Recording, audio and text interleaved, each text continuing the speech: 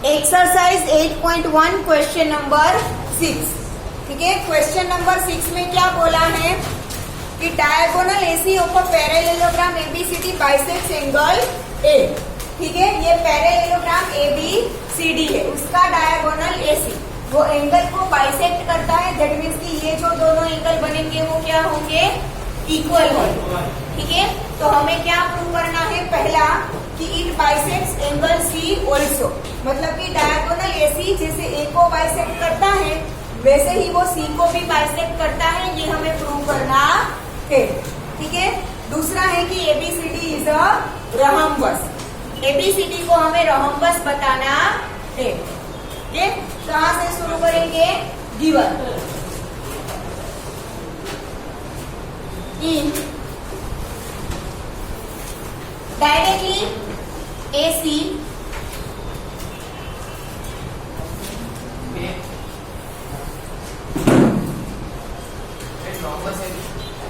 Rhombus मतलब कि square जैसा ही, जिसकी चारों साइड्स इक्वल हो बट चारों एंगल 90 डिग्री के ना हो, उसे क्या बोलेंगे, रोहम्बस। दिया है हमें कि AC bisects angle A, angle A जिसकी वजह से ये एंगल बी ए सी और बी ए सी दोनों क्या होंगे, इक्वल होंगे। ठीक है, therefore angle B A C is equal to angle B A C. Now to prove,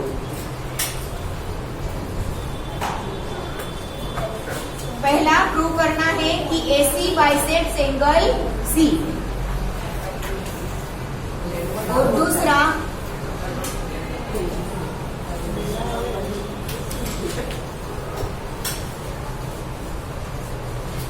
ABCD is rhombus.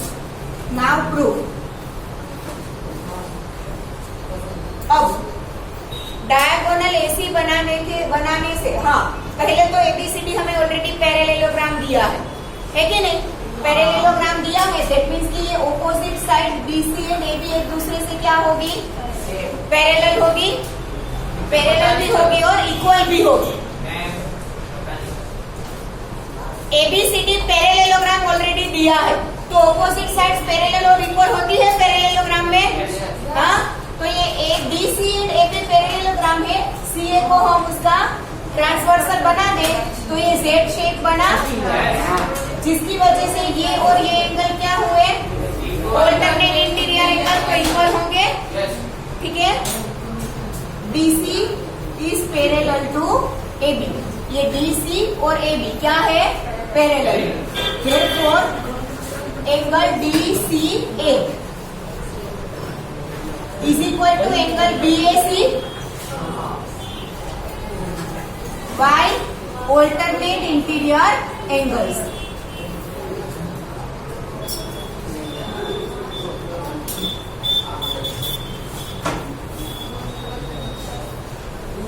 दूसरा, जैसे ये दोनों साइड पैरेलल और इक्वल होती है वैसे ही ये दोनों साइड भी पैरेलल और इक्वल होगी, यस और नो। ठीक है, तो ये DA पैरेलल टू CB या तो AD पैरेलल टू BC, जो भी करो। तो यहाँ पर भी ये उल्टा Z सोया हुआ बना, मतलब कि ऐसे Z बना ना, उल्टा N। ठीक है, ये उल्टा N बना, तो ये एंगल और ये एंगल क्या होंगे, तो ये है DAC। AD is parallel to BC. Therefore, ये एंगल DAC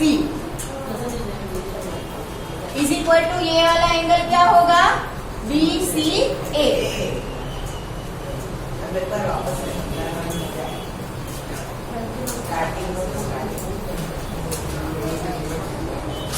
तो ये दोनों इक्वल हुए और यहाँ पे भी Z बना, तो ये दोनों इक्वल हुए। हमें दिया है कि AC है वो एंगल ए को बाइसेक्ट करता है, तो ये दोनों तो ऑलरेडी इक्वल गिवन है। अब रीजन क्या आएगा यहाँ पर, ऑल्टरनेट इंटीरियर एंगल्स।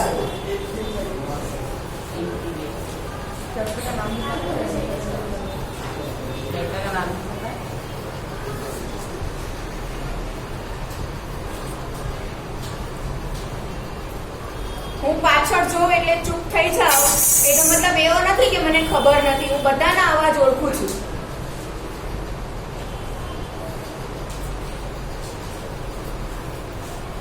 ફેસ જોયા વગર અવાજ ઉપરથી મને ખબર પડે કે કોણ બોલે છે ને કોણ નથી બોલતું. અને ઓમ તારે ડિસ્ટર્બન્સ કરવા જ બેટા આવવું હોય ને તો શરૂઆતમાં નતો આવતો ને એવી રીતે નહીં આવતો પણ ચાલશે. હા, આ વર્ષે અટેન્ડન્સ ગણાશે નહીં.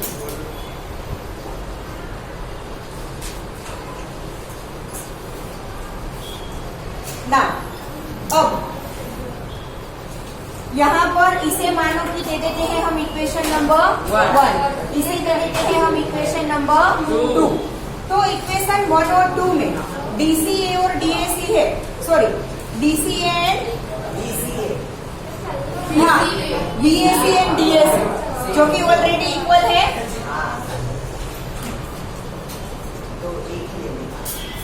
इक्वेशन 1 का BAC, इक्वेशन 2 का DAC वो ऑलरेडी इक्वल है. दैट मीन्स कि बाकी के दो एंगल भी एक दूसरे से इक्वल हुए. यस और नो? ठीक है. फ्रॉम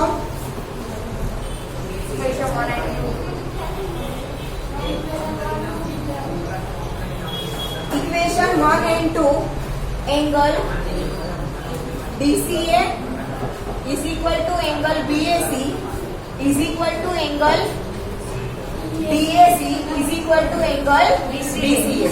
1 और 2 के चारों एंगल को मैंने इक्वल बता दिया. क्यों? क्योंकि DAC और BAC, ये BAC और ये DAC एक दूसरे से क्या है? इक्वल है. तो बाकी के दोनों इक्वेशन में जो एक एक एंगल बचा था वो भी इक्वल होगा. ठीक है. यहाँ पे मैं रीजन क्या लिखूंगी? DAC is equal to DAC. Clear? ठीक है. अब यहाँ पे आपको दिख रहा है DCA. DCA मतलब ये एंगल, ठीक है. और BCA मतलब कि ये एंगल. दोनों इक्वल हो गए. अगर दोनों इक्वल है दैट मीन्स कि C बाइसेक्ट हो रहा है तभी तो ये दोनों इक्वल होंगे ना. यस और नो? ठीक है. तो यहाँ पर therefore angle DCA is equal to angle BCA. ये दोनों मैंने ले लिया, DCA और BCA. ठीक है. therefore AC bisects angle C. ये 1 नंबर का प्रूफ हो गया. हो गया? 1 नंबर का प्रूफ हो गया. अब हमने यहाँ पर चारों के चारों एंगल को इक्वल लिखा है. दैट मीन्स कि ये वाला एंगल और ये वाला एंगल दोनों इक्वल हुए. ये दोनों ये ऊपर का ट्रायंगल देखो तो इसमें ये दोनों ट्रायंगल कितने कैसे हुए? इक्वल. अब हमने आगे के चैप्टर नंबर 7 में देखा था कि किसी भी ट्रायंगल में अगर दो एंगल इक्वल है तो उसकी ऑपोजिट साइड्स भी क्या होगी? इक्वल. दैट मीन्स कि इसकी ऑपोजिट साइड DC और इसकी ऑपोजिट साइड AD दोनों क्या हुए? इक्वल हुए. Now angle DAC is equal to, sorry, now in triangle ADC, angle DAC is equal to angle DCA. ठीक है. therefore DAC की ऑपोजिट साइड DC, DCA की ऑपोजिट साइड AD. रोहम्बस हमें prove करना था. क्या प्रूव करना था? रोहम्बस. तो हमने बाजू बाजू की देखो, हमें ABCD पैरेललोग्राम तो ऑलरेडी दे ही रखा है. क्वेश्चन में पैरेललोग्राम ऑलरेडी दिया है. ABCD पैरेललोग्राम है ऐसा ऑलरेडी गिवन है. ठीक है. तो दैट मीन्स की ऑपोजिट साइड्स तो इक्वल होगी ही. यस और नो? ऑपोजिट साइड्स तो इक्वल होगी ही. ठीक है. तो ये DC और AD को इक्वल प्रूव करने की जरूरत नहीं है. वैसे ही AD और BC को इक्वल प्रूव करने की जरूरत नहीं है. हमें जरूरत क्या थी? सिर्फ एडजेसेंट साइड्स को. ऑपोजिट साइड्स तो ऑलरेडी इक्वल थी. ठीक है. इसके साथ ये इक्वल थी और इसके साथ ये इक्वल थी. पर अगर ये दोनों को इक्वल प्रूव कर दे, अगर ये दोनों को इक्वल प्रूव कर दे जो हमने कर दिया, ठीक है. दैट मीन्स कि ये भी डबल लाइन कर दूं, तो अगर ये जितनी है उतनी ये है तो ये भी इक्वल हो गई। दैट मीन्स की चारों की चारों इक्वल हो गई। समझ में आ रहा है? ठीक है, ये दोनों ऑपोजिट ऑलरेडी इक्वल हमारे पास थी क्योंकि पैरेललोग्राम गिवन है। ये दोनों भी ऑलरेडी इक्वल थी। ठीक है, अब पैरेललोग्राम के हिसाब से देखें तो ये दोनों अलग अलग होती है। ठीक है, और रोहम्बस में चारों की चारों इक्वल होती है। तो इन दोनों को इक्वल प्रूव करने की जरूरत थी जो हमने कर दिया। दैट मीन्स की ये डबल लाइन है तो ये भी डबल लाइन इक्वल हो जाएगी। अब ये दोनों ऑपोजिट है तो इक्वल होगी और ये दोनों तो ऑलरेडी इक्वल थी ही, पैरेललोग्राम है तो ऑपोजिट इक्वल। डन, तो हो गई चारों की चारों प्रूव इक्वल। ठीक है, and DC is equal to AD हमने प्रूव कर दिया। And DC is equal to AB। दूसरा ये DC is equal to AB लिख दिया। दूसरा AD is equal to BC। ये हमने दोनों पेयर क्यों लिखी? Because ABCD is parallelogram.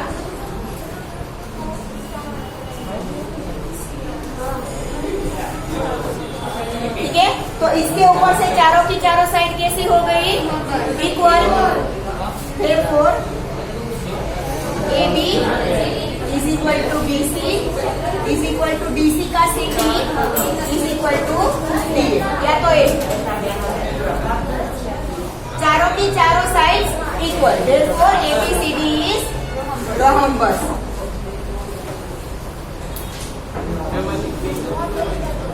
Clear?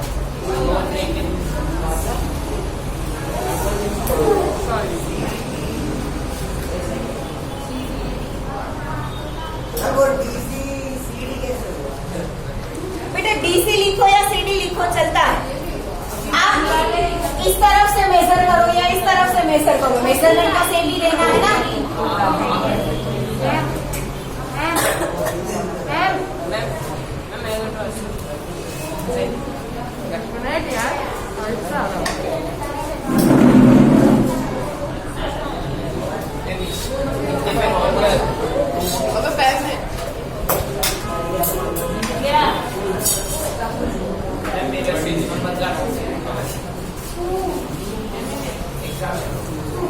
क्या हुआ?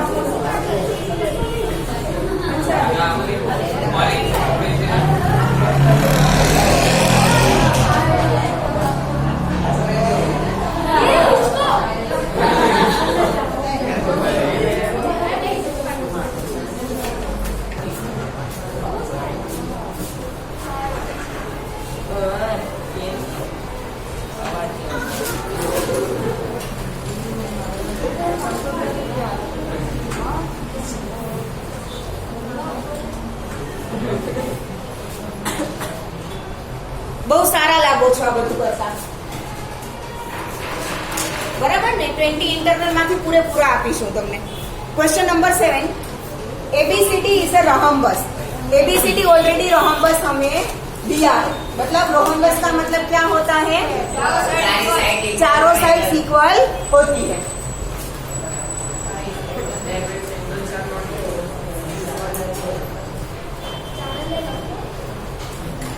ये ABCD रोहम्बस। चलो, और क्या दिया है? Show the diagonal AC bisects angle A as well as angle C। आगे के क्वेश्चन में जो किया ना उसका कन्वर्स करना है। आगे के में हमें A और C अगर बाइसेक्ट हो रहे थे तो उसमें से क्या प्रूव करना था? रोहम्बस प्रूव करना था। A और C बाइसेक्ट हो रहे थे तो उसमें से रोहम्बस प्रूव करना था। यहाँ पर रोहम्बस दिया है तो A और C बाइसेक्ट हो रहे हैं वो प्रूव करना है। ठीक है, diagonal BC bisects angle B as well as angle D। वैसे ही BD है वो B और D को बाइसेक्ट करता है। तो दोनों की फिगर हम अलग अलग बनाएंगे, डायगोनल AC वाली और डायगोनल BD वाली। ठीक है, दोनों फिगर हम क्या करेंगे? अलग अलग बनाएंगे। अब पहले कहाँ से शुरू करेंगे हम? देखो, गिवन ABCD इज रोहम्बस। अगर ABCD रोहम्बस है तो उसकी चारों side AB is equal to BC is equal to CD is equal to D। To prove AC bisects angle A and angle C, and BD bisects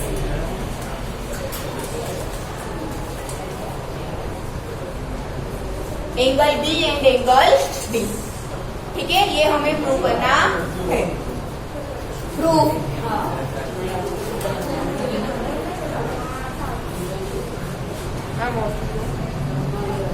नहीं, पहले ये वाला triangle अगर हम इसे 1 नाम दे तो ट्राइंगल 1 में रोहम्बस है, दैट मीन्स कि ये दोनों साइड, चारों साइड इक्वल होनी है। ठीक है, पहला ट्राइंगल देखे तो ये दोनों साइड क्या हो गई, इक्वल। हमने चैप्टर नंबर 7 में थ्योरम देखा था कि आइसोस्केलेस ट्राइंगल में जो दो साइड इक्वल होती है उसके ऑपोजिट एंगल्स भी क्या होंगे, इक्वल। दैट मीन्स कि ये दोनों एंगल क्या होने हैं, equal in triangle ADC। AD triangle ABC में DA is equal to CD, जो ऑलरेडी इक्वल है, विच इज गिवन। अब DA उसका ऑपोजिट एंगल क्या होगा, एंगल DCA, और CD उसका ऑपोजिट एंगल DAC। इसे दे दो इक्वेशन नंबर 1। वैसे ही ट्राइंगल 2 है, ठीक है, तो उसमें ये AB और BC इक्वल है in triangle ABC। AB is equal to BC which is given. तो AB का opposite angle BCA is equal to BC का ऑपोजिट एंगल ये, मतलब कि ये दोनों एंगल क्या होंगे, इक्वल। AB का ऑपोजिट एंगल था BCA, BC का ऑपोजिट एंगल है BAC।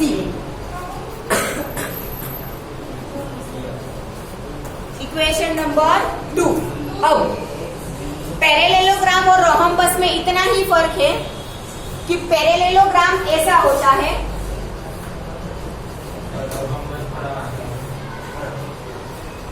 मैं जो बोल रही हूँ ना वो सुनो, ठीक है। पैरेललोग्राम में ऑपोजिट साइड्स इक्वल होती है, ठीक है, और रोहम्बस में चारों साइड्स इक्वल होती है।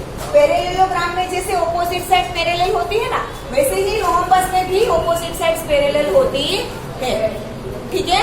रोहम्बस में भी ऑपोजिट साइड्स क्या होती है, पैरेलल। तो रोहम्बस में ऑपोजिट साइड्स पैरेलल है तो ये जेड शेप बना, तो ये ऑल्टरनेट इंटीरियर एंगल्स क्या होंगे, होंगे, ठीक है। नाउ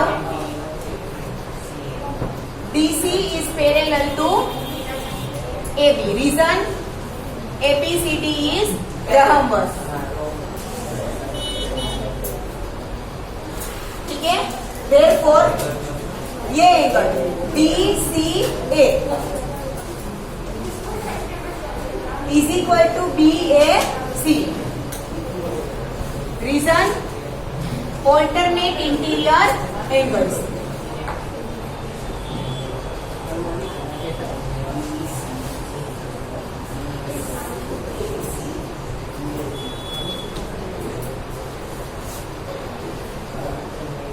हुए, ठीक है।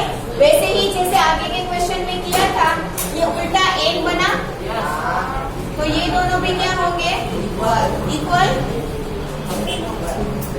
Now TA is parallel to CB, या तो AD is parallel to BC भी लिख सकते हैं हो। रीजन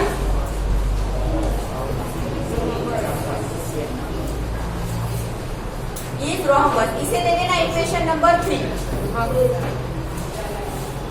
Therefore ये था ना, तो ये angle DAC is equal to angle BCA। Reason alternate interior angles.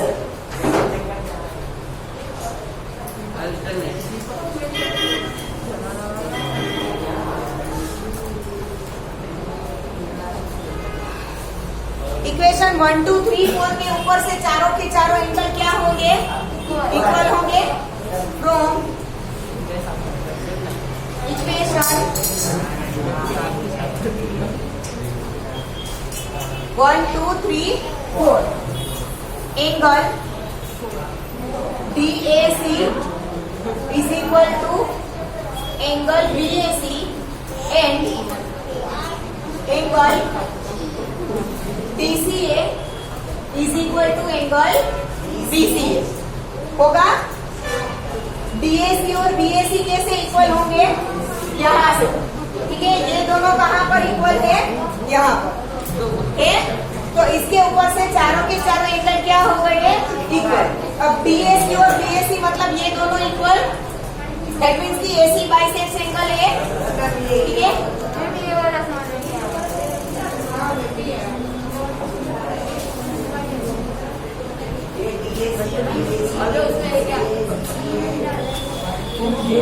Okay, यहाँ पर ध्यान पहले DCA के साथ कौन इक्वल है? DAC। तो DCA के साथ क्या इक्वल हुआ? हो गया। इक्वेशन 1 से DCA एंड DAC इक्वल है, मतलब कि DCA and DAC equal, that means ये दोनों भी क्या हो गए? इक्वल। तो DCA और DCA को मैं इक्वल लिख सकती हूँ, ठीक है। वैसे ही BAC और DAC को इक्वल लिख सकती हूँ। हो गया। इसका भी यूज कर सकते हो आप, और की जगह में 2 का यूज करो तो भी वही होगा, ठीक है। तो DAC और BAC मतलब ये दोनों, दैट मीन्स कि AC बाइसेक्स एंगल है, और दूसरा DCA एंड BCA मतलब ये दोनों, that means AC bisects angle C, ठीक है। Therefore AC biceps angle A and angle C। Similarly, we can prove that BD bisects angle B and angle D. Yeah?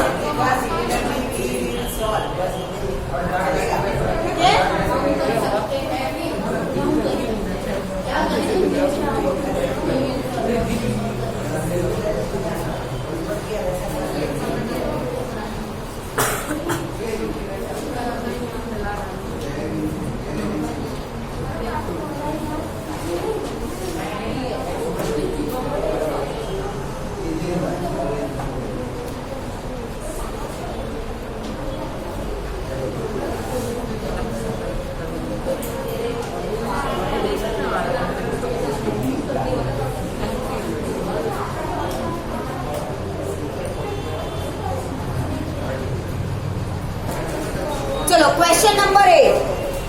ABCD is a rectangle.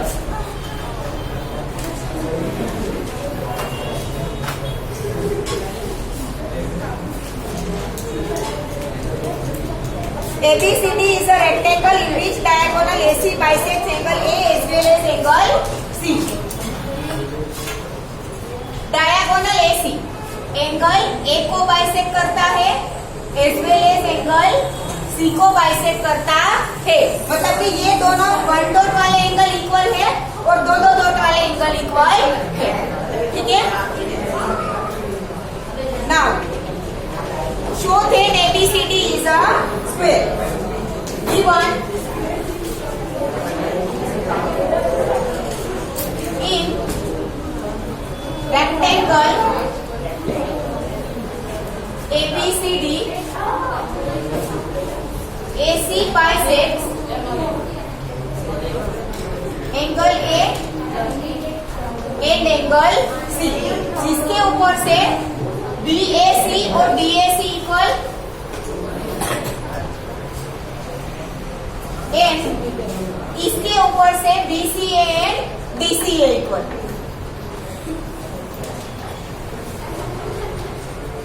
To prove First, ABCD is a square.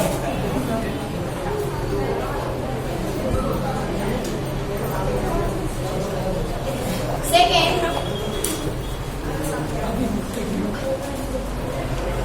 BD bisects angle B and angle C.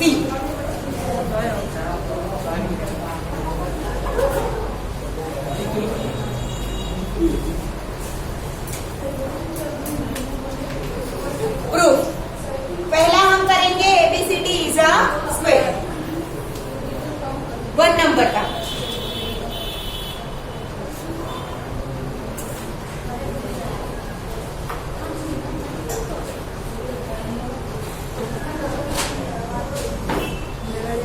अब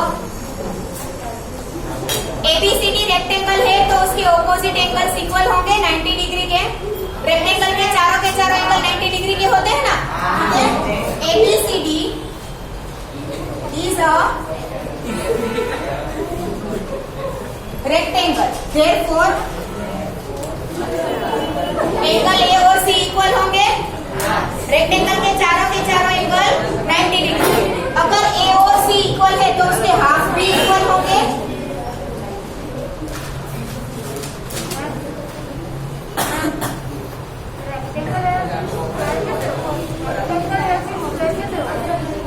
मतलब कि अगर ये दोनों angle bisect हो रहे हैं तो ये स्क्वायर है, ऐसा प्रूव करना है।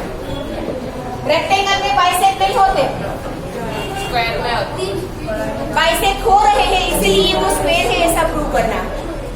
ठीक है, रेक्टेंगल है तो ऑपोजिट एंगल चारों एंगल 90 डिग्री के, तो ऑपोजिट A और C को हम इक्वल लिख सकते हैं। अगर वो दोनों इक्वल है तो उनके हाफ भी इक्वल है, यस और नो। ठीक है, एंगल A का हाफ मतलब BAC लिख सकती हूँ।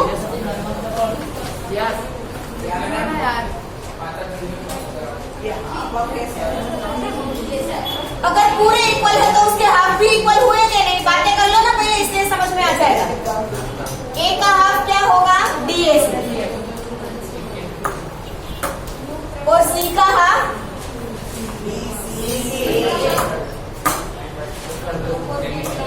सॉरी, A का हाफ DAC और C का हाफ DCA।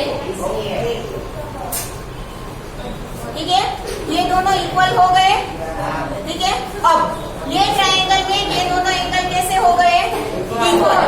ठीक है, तो उसकी ऑपोजिट साइड क्या होगी, equal. In triangle ABC, DAC की opposite side DC is equal to DCA की ऑपोजिट साइड AD। मतलब कि रेक्टेंगल की ये दोनों साइड क्या हो गई, इक्वल। रेक्टेंगल की ऑपोजिट साइड तो इक्वल होती ही है, वो हमें पता था। ठीक है, पर हमने इन दोनों को एडजेसेंट को इक्वल प्रूव कर दिया। दैट मींस की चारों साइड कैसी हो गई है, और रेक्टेंगल के एंगल तो ऑलरेडी 90 होते ही है, तो चारों साइड इक्वल हो गई। दैट मींस की वो क्या है, square.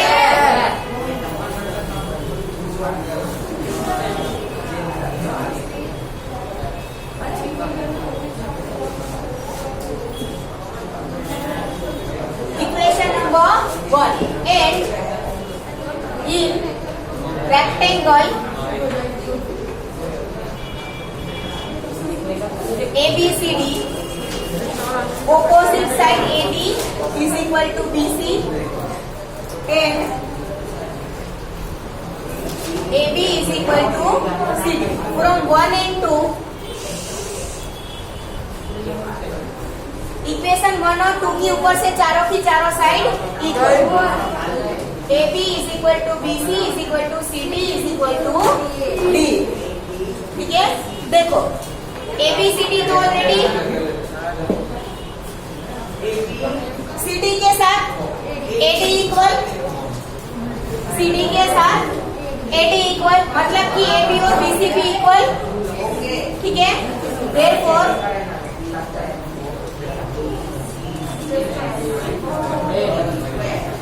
ABCD is a square। अब हमें दूसरा प्रूव करना है कि BD biceps angle B and angle D। जैसे AC है वो A और C को बाइसेक्ट करता है, वैसे BD है वो B और D को बाइसेक्ट करेगा। मतलब कि ये दोनों इक्वल, ये दोनों इक्वल। ठीक है, अब चारों साइड हमने ऑलरेडी इक्वल प्रूव कर दी है।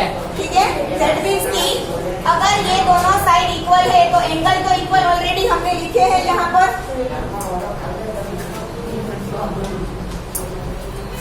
ये है BDY in triangle BCD, angle BCD, sorry angle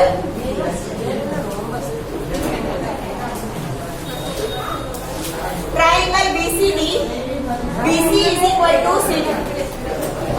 यहाँ पे प्रूव किया BC is equal to CD, ठीक है। साइड्स इक्वल तो उसके ऑपोजिट एंगल्स इक्वल। BC का ऑपोजिट एंगल BDC, CD का opposite angle CBD। Equation number 1। अब ये triangle, in triangle ABD, AB is equal to AD,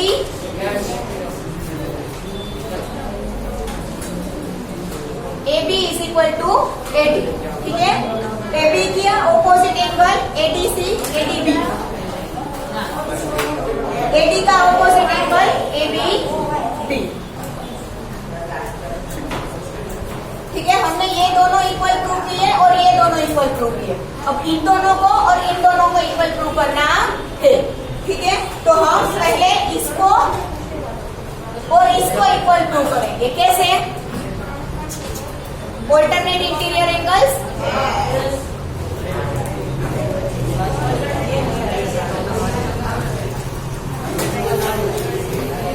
in square ABCD, AD is parallel to BC, therefore angle ADB is equal to angle CBD।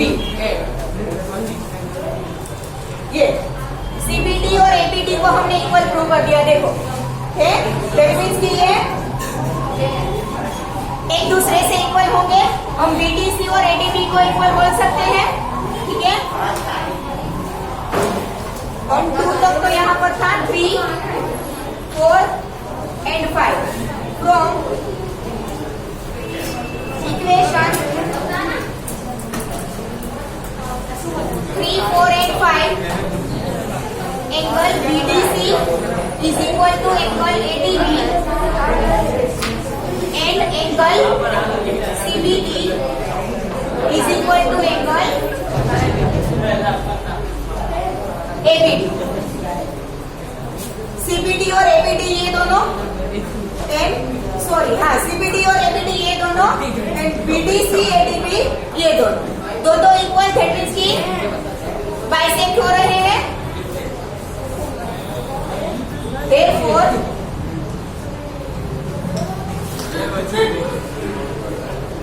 BD bisects angle B and angle, या लिख लो।